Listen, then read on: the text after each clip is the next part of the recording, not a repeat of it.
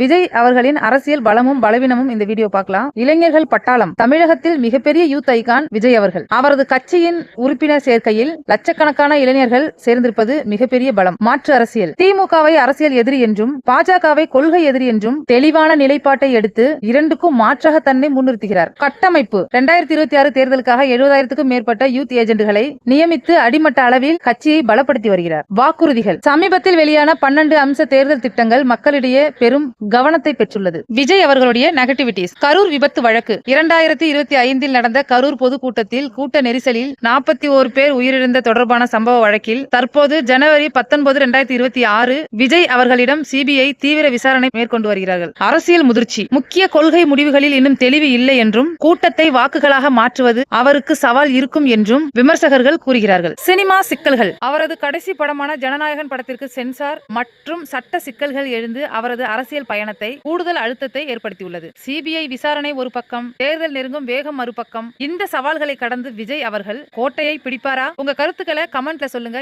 ஓட்டு போடுற ஒவ்வொருத்தரும் அரசியலை பத்தி தெரிஞ்சுக்கணும். எனக்கு தேவையில்லைன்னு சொல்லாதீங்க. அரசியல்ல, அரசாங்கத்துல, கவர்மெண்ட்ல நம்ம ஊருக்கும் நமக்கும் நிறைய நல்லது, மானிய திட்டங்கள், லோன் தள்ளுபடி, நிறைய விஷயம் நடந்துட்டு இருக்கு. இது இடையில உள்ளவங்க நிறைய பேர் கொள்ளையடிக்கிறாங்க. அதனால அரசியலை பத்தி புது புது அப்டேட் நியூஸ்ல சொல்ற ஒரு அப்டேட்டையும் உங்களுக்கு நான் தெரியப்படுத்திக்கிட்டே இருப்பேன். மணிக்கணக்கா உட்காந்து நியூஸ் பார்க்க பிடிக்காதவங்க 1 மணி நேரம் நியூஸை பொறுக்கி எடுத்து அதுல ஒரு 60 செகண்ட் ஷார்ட்ஸ் வீடியோவா உங்களுக்கு நான் அரசியலை பத்தி தினமும் மோட்டிவேஷனலா நான் பதிவிடுறேன். உங்களுக்கு அரசியலை பத்தி தெரிஞ்சுக்கணும், தெரிஞ்சே ஆகணும். நம்ம சேனலை சப்ஸ்கிரைப் பண்ணுங்க. அரசியல் பொட்டலத்தை உங்க நண்பருக்கும் தெரிஞ்சுக்க சொல்லி ஷேர் பண்ணுங்க.